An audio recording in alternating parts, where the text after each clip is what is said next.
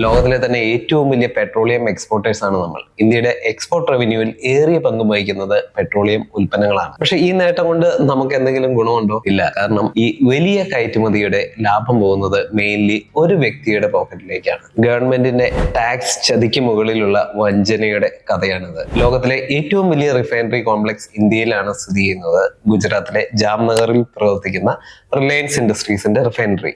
അന്താരാഷ്ട്ര തലത്തിൽ നയതന്ത്രപരമായി ഇന്ത്യക്ക് കിട്ടുന്ന എല്ലാ അവസരങ്ങളും ഉപയോഗിച്ച് റിലയൻസ് ലാഭം കൊയ്യുന്നു എന്നതാണ് യാഥാർത്ഥ്യം. കാര്യം നമുക്ക് നവരത്ന പെട്രോളിയം കമ്പനികൾ പൊതുമേഖലയിൽ ഒരുപാടുണ്ടെങ്കിലും സർക്കാരിന്റെ ഊർജം മുഴുവൻ ചെലവാകുന്നത് റിലയൻസിന് വേണ്ടിയാണ്. യുക്രൈൻ യുദ്ധത്തിന് മുമ്പ് 2021 റിലയൻസിന്റെ ജാംനഗർ റിഫൈനറിയിലേക്ക് വന്ന റഷ്യൻ ക്രൂഡ് ഓയിലിന്റെ അളവ് 3% മാത്രമായിരുന്നു.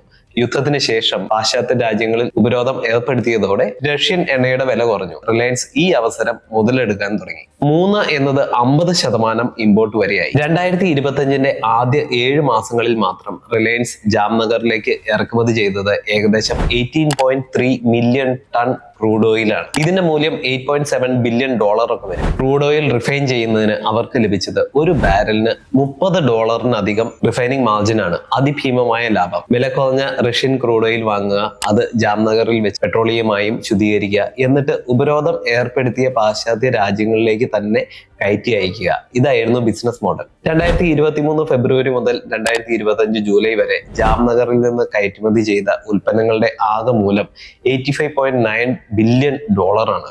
ഇതിൽ 42% കയറ്റുമതിയും പോയത് റഷ്യയെ ഉപരോധിച്ച രാജ്യങ്ങളിലേക്ക് തന്നെ. യുദ്ധസമയത്ത് യുക്രൈൻ സൈന്യം പോലും ഉപയോഗിക്കുന്ന ഇന്ധനത്തിന്റെ വലിയൊരു പങ്ക് ഇന്ത്യ വഴി എത്തുന്ന റഷ്യൻ ഓയിൽ സംസ്കരിച്ചതാണ് എന്നതാണെന്നാണ് യാഥാർത്ഥ്യം. ഇന്ത്യയുടെ ഈ കച്ചവടത്തെ അന്താരാഷ്ട്ര തലത്തിൽ വിശേഷിപ്പിച്ചത് റഷ്യയുടെ എണ്ണയെ ശുദ്ധീകരിച്ച് പണം വെളുപ്പിക്കുന്ന ഗ്ലോബൽ ക്ലിയറിംഗ് ഹൗസ് അഥവാ ഓയിൽ ലോണ്ടറി എന്നാണ്. ഇതേക്കുറിച്ച് ചോദിച്ചപ്പോൾ നമ്മുടെ വിദേശകാര്യമന്ത്രി എസ് ജയശങ്കർ പറഞ്ഞത്, ഇന്ത്യയിലെ കോടിക്കണക്കിന് വരുന്ന പട്ടിണി പാനങ്ങളെ സഹായിക്കാൻ വേണ്ടി എവിടെ നിന്ന് വില കുറഞ്ഞ ക്രൂഡ് ഓയിൽ കിട്ടിയാലും ഞങ്ങൾ വാങ്ങും എന്നാണ്. എത്ര കരുതലുള്ള സർക്കാർ. പക്ഷെ ഏതാണ് ഈ ഇന്ത്യ? നമുക്കിതിന്റെ ഏതെങ്കിലും ഗുണവും കിട്ടിയിട്ടുണ്ടോ? പെട്രോളിന്റെ വില കുറഞ്ഞ ചരിത്രമില്ല. റഷ്യൻ ഓയിലിന് ഒരു ബാരലിന് $20 വരെ ഇളവ് ലഭിച്ചപ്പോഴും ഇന്ത്യയിൽ പെട്രോളിന്റെയും ഡീസലിന്റെയും വില കുറഞ്ഞിട്ടില്ല. കുറഞ്ഞ വിലയുടെ നേട്ടം മുഴുവൻ കിട്ടിയത് റിലയൻസിനും മറ്റ് ഓയിൽ കമ്പനികൾക്കുമാണ്. അതിദയനീയമാണ് നമ്മുടെ അവസ്ഥ. അല്ലെങ്കിൽ തന്നെ ക്രൂഡ് ഓയിൽ വില എത്ര താന്നാലും സർക്കാർ ഇതിന്റെ ഗുണം നമ്മളിലേക്ക് എത്താതെ ടാക്സ് കൂട്ടിക്കൊണ്ടു പോകും. നമ്മുടെ രാജ്യത്ത് നിന്ന് എക്സ്പോർട്ട് ചെയ്യുന്ന ഡീസലും പെട്രോളും വാങ്ങാനായി ഭൂട്ടാൻ, നേപ്പാൾ അതിർത്തിയൊക്കെ കടന്ന് അപ്പുറത്ത് പോയി പെട്രോൾ അടിച്ച് തിരിച്ചു വരുന്ന ആൾക്കാരുണ്ട്. കാരണം അവിടെ നമ്മളെക്കാൾ വില വളരെ കുറവാണ്. അതിന്റെ ആ ലോജിസ്റ്റിക് ബുദ്ധിമുട്ടുകൾ തന്നെ ഒന്ന് ആലോചിച്ച് നോക്കും. ഇന്റർനാഷണൽ മാർക്കറ്റ് വിലയിൽ നിന്നും വളരെ താഴ്ത്തി റഷ്യയിൽ നിന്ന് ഓയിൽ വാങ്ങിയാലും യാതൊരു ഗുണവും നമുക്കില്ല.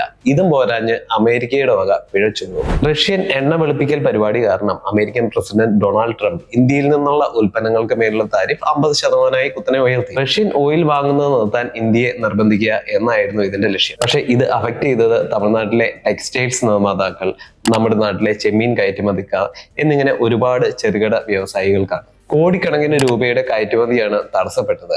എന്നാൽ ഈ ഗുരുതരമായ വിഷയത്തിൽ ഇന്ത്യൻ സർക്കാരിന്റെ ഭാഗത്തുനിന്ന് ഒരു പ്രതികരണവും ഉണ്ടായിട്ടില്ല.